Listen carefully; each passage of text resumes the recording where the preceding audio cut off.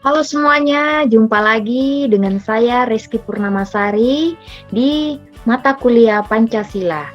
Kemarin kita telah membahas terkait dengan kontrak perkuliahan. Nah, hari ini saya akan menjelaskan terkait dengan rancangan pembelajaran semester. Jadi, selama satu semester ke depan, kalian akan mendapatkan pedoman terkait dengan mata kuliah Pancasila. Nah, apa saja yang akan kita pelajari selama satu semester ke depan, yaitu terpilah pada program studi teologi Kristen. SKS pada mata kuliah Pancasila yaitu 2 SKS, di mana kurang lebih 100 menit kita akan belajar bersama.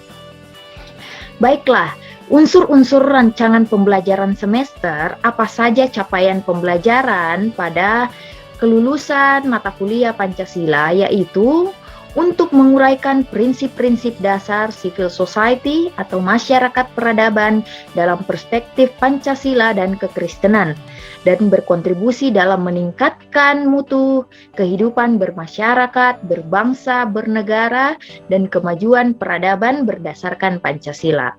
Taat hukum, disiplin dalam kehidupan bermasyarakat dan bernegara, serta bekerja sama dan memiliki kepekaan sosial serta kepedulian terhadap masyarakat dan lingkungan, serta memiliki sikap nasionalisme, rasa tanggung jawab pada negara dan bangsa. Itu adalah capaian pada pembelajaran lulusan.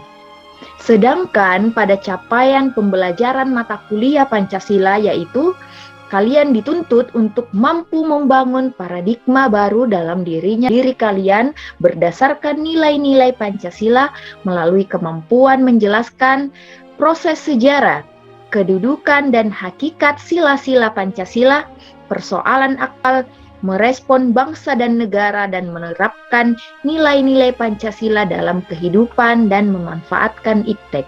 Ini adalah 2 capaian pembelajaran lulusan dan capaian mata kuliah. Namun, dalam materi pembelajaran kita selama satu semester ke depan, yaitu dalam 16 kali pertemuan, kita akan bertemu selama 16 kali, namun tatap muka hanya 14 kali, di mana 8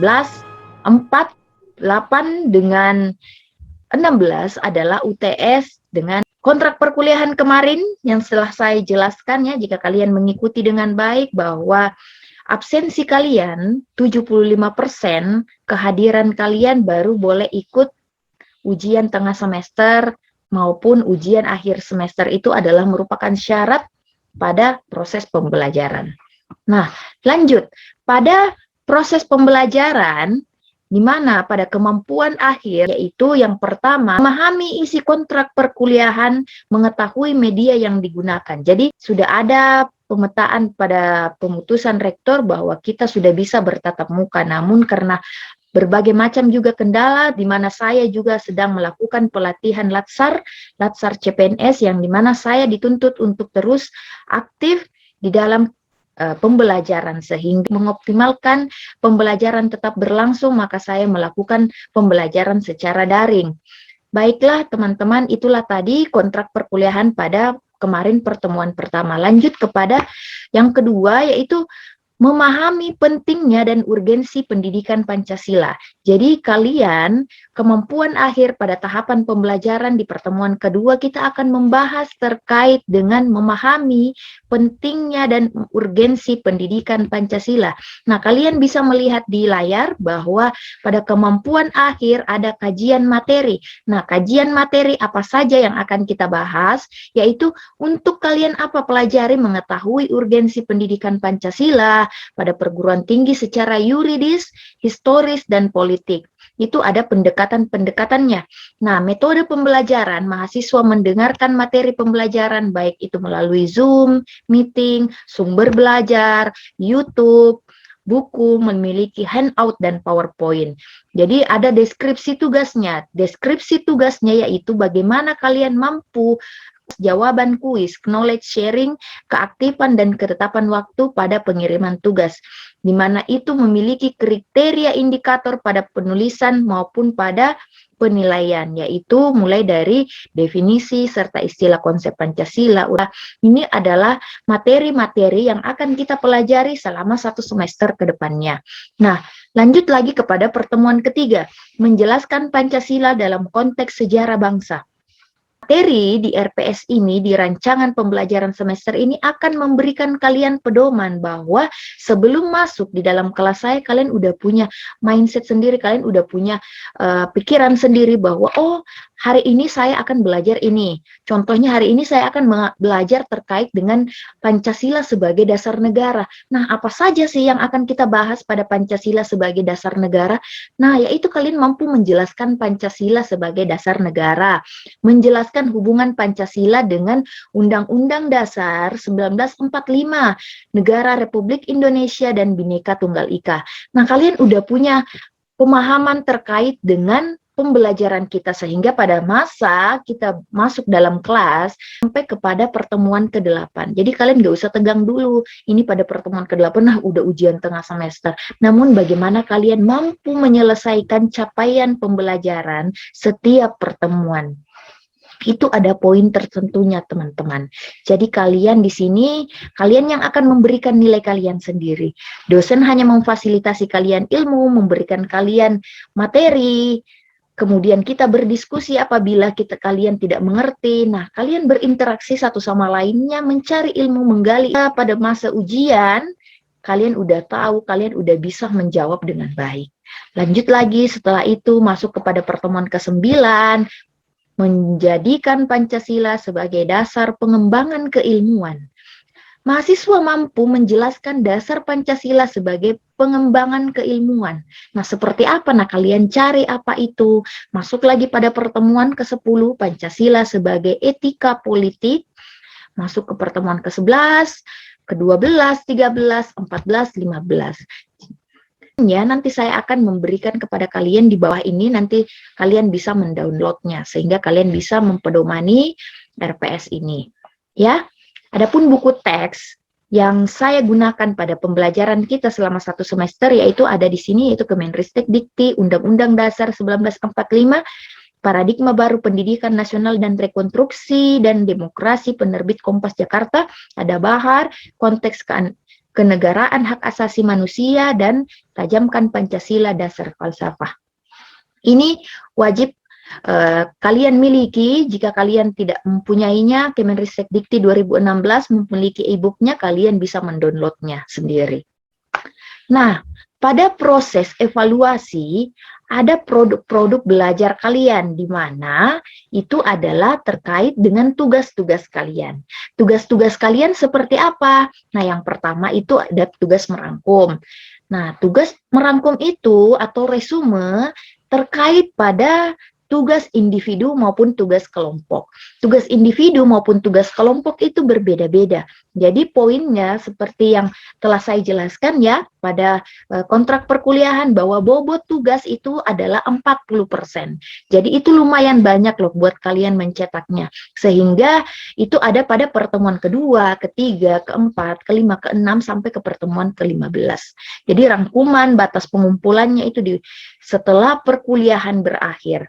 Tugas menganalisa kasus masuk di dalam individu. Nanti kita ada di pertemuan ketiga dan pertemuan kelima. Jadi kalian bisa membuat paper, kalian diajarkan nanti menulis artikel. Nah, seperti itu. Jadi bagaimana, kenapa ini batas pengumpulannya 2 hari sebelum perkuliahan? Karena seperti lagi kembali kepada pedoman evaluasi yang kemarin terkait dengan kontrak perkuliahan pada tugas batas pengumpulan 2 hari menyesuaikan. Jadi nanti ada topik-topik tertentu yang memang tidak bisa diselesaikan pada hari itu juga, sehingga dia memiliki batas waktu yang jauh lebih panjang. Masuk kepada UTS dan UAS.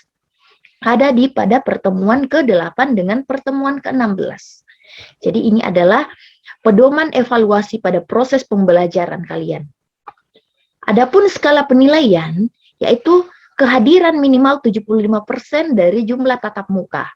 Jadi syarat dari kelas saya yaitu 75% kehadiran kalian, kalian boleh ikut UTS maupun UAS. Namun kalau kalian tidak mencapai batas absensi kalian selama 75%, maka kalian tidak bisa mengikuti UTS maupun UAS. Jadi kecurangan juga saat ujian, melakukan copy paste, plagiat, maka itu sudah pasti nilainya error.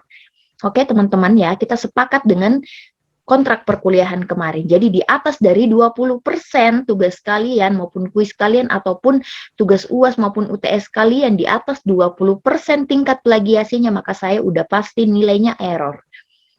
Ya. Pembelajaran daring dilakukan dengan memanfaatkan media platform Google Classroom maupun Google Meet, WhatsApp, YouTube Quiz, maupun media lainnya yang disesuaikan dengan kebutuhan materi. Jadi, mengisi absen paling lambat 30 menit setelah perkuliahan selesai. Penilaian keaktifan akan dinilai dari keaktifan bertanya, menyanggah, maupun berkomentar di grup.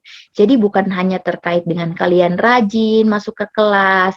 Kalau kalian juga tidak aktif, kalian hanya masuk dalam kelas tapi tidak berinteraksi, tidak komunikatif dengan dosen, tidak banyak bertanya, maka itu juga mempengaruhi nilai kalian, teman-teman.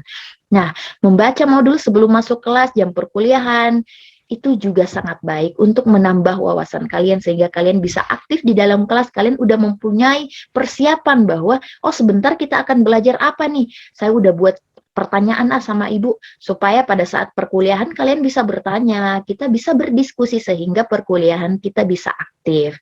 Oke, jadi dalam range nilainya itu 80 sampai 100 nilai skalanya 4 kalian mendapatkan nilai A, 70 79 sampai kepada 79 kalian dapat nilai skala B, 3 skala B. Yaitu 60 69 nilai skalanya ada 2 kalian mendapatkan nilai C, 50 D, dan 0 sampai 49 itu error. Jadi tergantung dengan diri kalian, teman-teman. Jadi kalau kalian mau mendapatkan nilai A, jadi lakukanlah yang terbaik, do the best. Mengapa?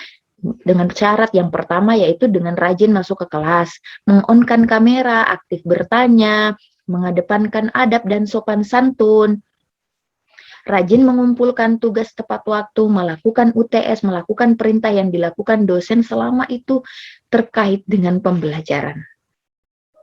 Itu adalah jika kalian melakukan hal tersebut, tidak ada alasan ibu untuk memberikan nilai kalian error ataupun C ataupun D. Kenapa? Karena kalian sudah melakukan yang terbaik. Oke ya, jadi range nilainya kalian yang memberikan nilai diri kalian sendiri. Jika kalian ingin mendapatkan A, banyak teman-teman kalian masuk kelas, dia rajin kerjakan tugas tapi dia tidak aktif di dalam kelas, maka itu juga akan mempengaruhi nilai kalian, teman-teman.